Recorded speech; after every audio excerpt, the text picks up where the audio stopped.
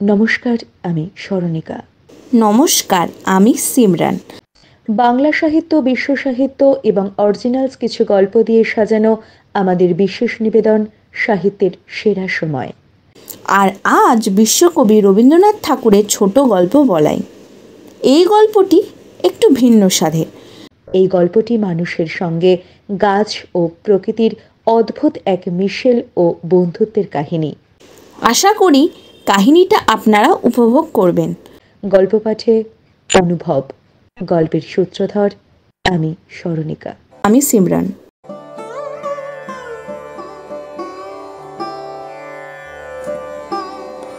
মানুষের জীবনটা পৃথিবীর নানা জীবের ইতিহাসের নানা পরিচ্ছেদের উপসংহারে। এমন একটা কথা আছে, লোকালয়ে মানুষের মধ্যে আমরা নানা জীবজন্তুর প্রচ্ছন্ন পরিচয় পেয়ে থাকি, সে তো জানা কথা। বস্তুত আমরা মানুষ বলি সেই পদার্থকে যেটা আমাদের ভিতরকার সব জীবজন্তুকে মিলিয়ে এক করে নিয়েছে। আমাদের বাঘে গরুকে এক খোয়ারে দিয়েছে পুড়ে, অহিনকুলকে এক খাঁচায় ধরে রেখেছে। যেমন রাগিনী বলি তাকেই যা আপনার ভিতরকার সমুদয় সারেগামাগুলোকে সঙ্গীত করে তোলে। তারপর থেকে আমাদের আর গোলমাল করার সাধ্য থাকে না, কিন্তু সঙ্গীতের ভিতরে এক একটি সুর অন্য সকল সুরকে ছাড়িয়ে বিশেষ হয়ে ওঠে। কোনটাতে মধ্যম, কোনটাতে কোমল গান্ধার, আবার কোনটাতে পঞ্চম। আমার ভাইপো বলাই তার প্রকৃতিতে কেমন করে গাছপালার মূল সুরগুলোকে হয়েছে প্রবল। ছেলেবেলা থেকেই চুপচাপ চেয়ে চেয়ে দেখাই তার অভ্যাস, নড়ে চড়ে বেড়ানো নয়। পূব দিকের আকাশে কালো মেঘ স্তরে স্তরে স্তম্ভিত হয়ে দাঁড়ায়। ওর সমস্ত মনটাতে ভিজে হাওয়া যেন শ্রাবণ অরণ্যের গন্ধ নিয়ে ঘনিয়ে ওঠে। ঝমঝম করে বৃষ্টি পড়ে, ওর সমস্ত গা যেন শুনতে পায় সেই বৃষ্টির শব্দ। ছাদের উপর বিকেল বেলাকার রোদ্দুর পড়ে আসে, গা খুলে বেড়ায়। সমস্ত আকাশ থেকে যেন কি একটা সংগ্রহ করে নেয়। মাঘের শেষে আমের বোল ধরে, তার একটা নিবিড় আনন্দ জেগে ওঠে ওর রক্তের মধ্যে। একটা কিসের অব্যক্ত স্মৃতিতে ফাল্গুনে পুষ্পিত শালবনের মতোই ওর অন্তর প্রকৃতিটা চারদিকে বিস্তৃত হয়ে ওঠে, ভরে ওঠে, তাতে একটা ঘন রং লাগে। তখন ওর একলা বসে বসে আপন মনে কথা কইতে ইচ্ছা করে। যা কিছু গল্প শুনেছে সব নিয়ে জোড়া তাড়া দিয়ে। অতি পুরনো বটের কোটের বাসা বেঁধে আছে যে একজোড়া অতি পুরনো পাখি ব্যঙ্গমা ব্যঙ্গমী, তাদের গল্প। ওই ড্যাবা ড্যাবা চোখ মেলে শরবত তাকিয়ে থাকা ছেলেটা বেশি কথা কইতে পারে না, তাই ওকে মনে মনে অনেক বেশি ভাবতে হয়। ওকে একবার পাহাড়ে নিয়ে গিয়েছিল। আমাদের বাড়ির সামনে ঘন সবুজ ঘাস পাহাড়ের ঢাল বেয়ে নিচ পর্যন্ত নেমে গিয়েছে। সেইটা দেখে আর ওর মন ভারী খুশি হয়ে ওঠে। ঘাসের আস্তরণটা একটা স্থির পদার্থ তা ওর মনে হয় না। ওর বোধ হয় যেন ওই ঘাসের পুঞ্জ একটা গড়িয়ে চলা খেলা, কেবলই গড়াচ্ছে। প্রায় তারই সেই ঢালুবে ও নিজেও গড়াতো, সমস্ত দেহ দিয়ে ঘাস হয়ে উঠত। গড়াতে গড়াতে ঘাসের আগায় ওর ঘাড়ের কাছে সুরসুরি লাগতো, আর ও খিলখিলিয়ে করে হেসে উঠত। রাত্রে বৃষ্টির পরে প্রথম সকাল সামনের পাহাড়ের শিখর দিয়ে কাঁচা সোনা রঙের রোদ্দুর দেবদারু বনের উপরে এসে পড়ে। ও কাউকে না বলে আস্তে আস্তে গিয়ে সেই দেবদারু বনের নিস্তব্ধ ছায়াতলে একলা অবাক হয়ে দাঁড়িয়ে থাকে।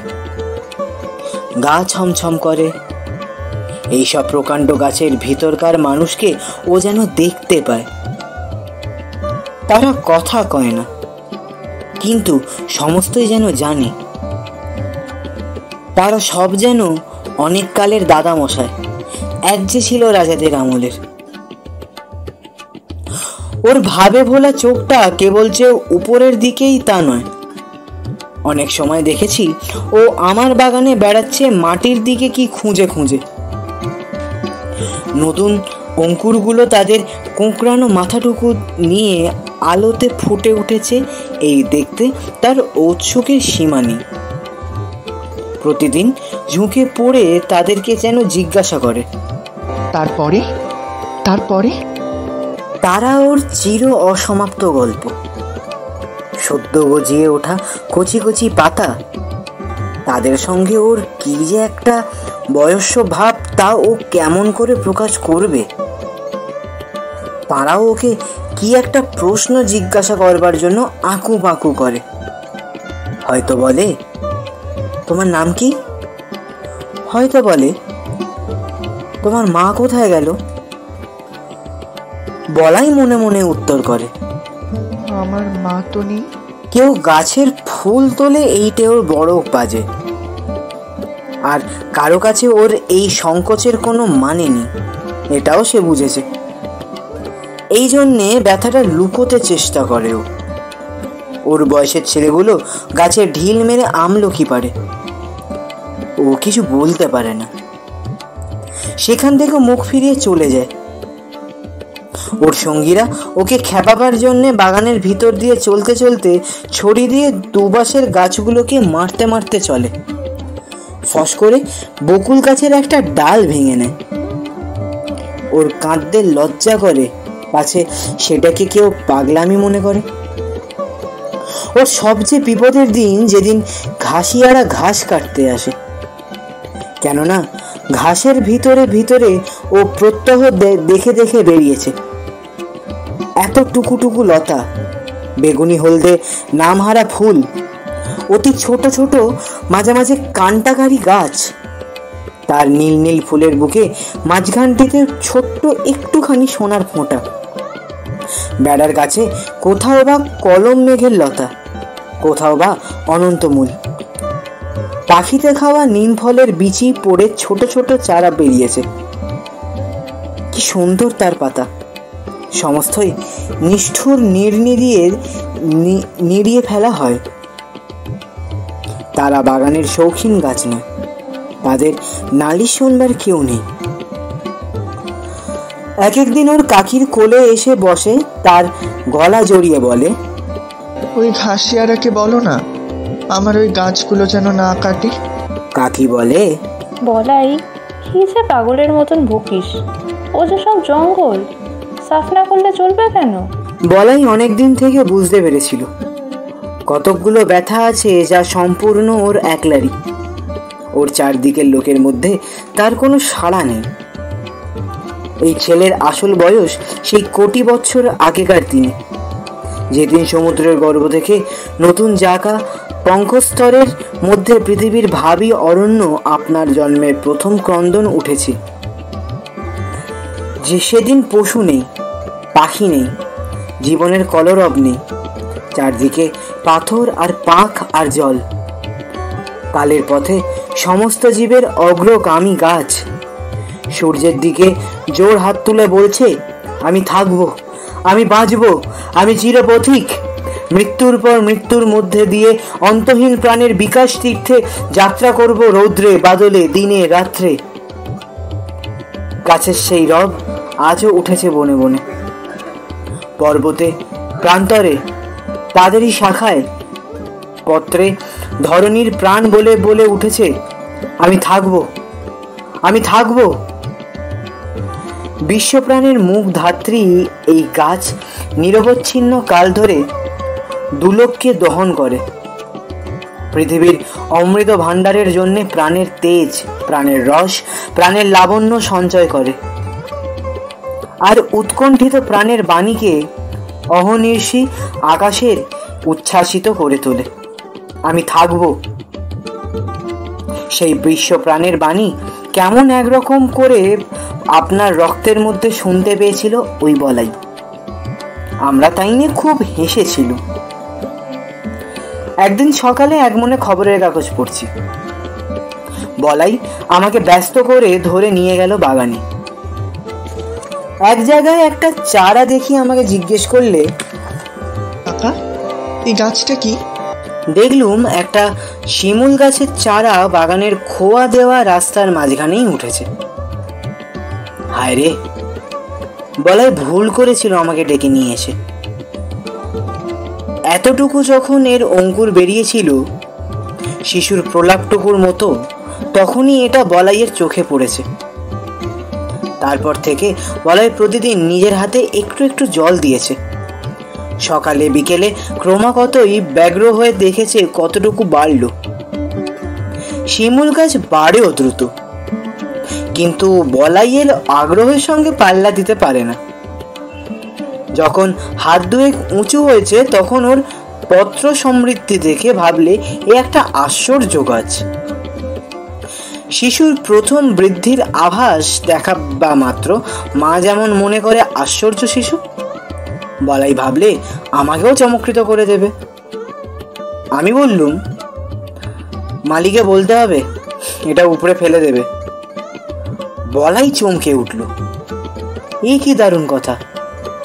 বললে, না কাকা, তোমার দুটি পায়ে পড়ি, উপড়ে ফেলো না। আমি বললুম, কি যে বলিস তার ঠিক নেই, একেবারে রাস্তার মাঝখানে উঠেছে যে, বড় হলে চারদিকে তুলো ছড়িয়ে অস্থির করে দেবে। আমার সঙ্গে যখন পারলে না, এই মাতৃহীন শিশুটি গেল তার কাকির কাছে। কোলে বসে তার গলা জড়িয়ে ধরে ফুঁপিয়ে ফুঁপিয়ে কাঁদতে কাঁদতে বললে, কাকি তুমি কাকাকে বারণ করে দাও, গাছটা যেন না কাটেন। উপায়টা ঠিকই ঠাউরেছিল। ওর কাকি আমাকে ডেকে বললে, ওগো শুনছো, আহা ওর গাছটা রেখে দাও। রেখে দিলুম। গোড়ায় বলাই না যদি দেখাতো তবে হয়তো ওটা আমার লক্ষ্যই হতো না, কিন্তু এখন রোজই চোখে পড়ে। বছরখানেকের মধ্যে গাছটা নির্লজ্জের মতো মস্ত বেড়ে উঠল। বলাইয়ের এমন হলো এই গাছটার পরেই তার সবচেয়ে স্নেহ।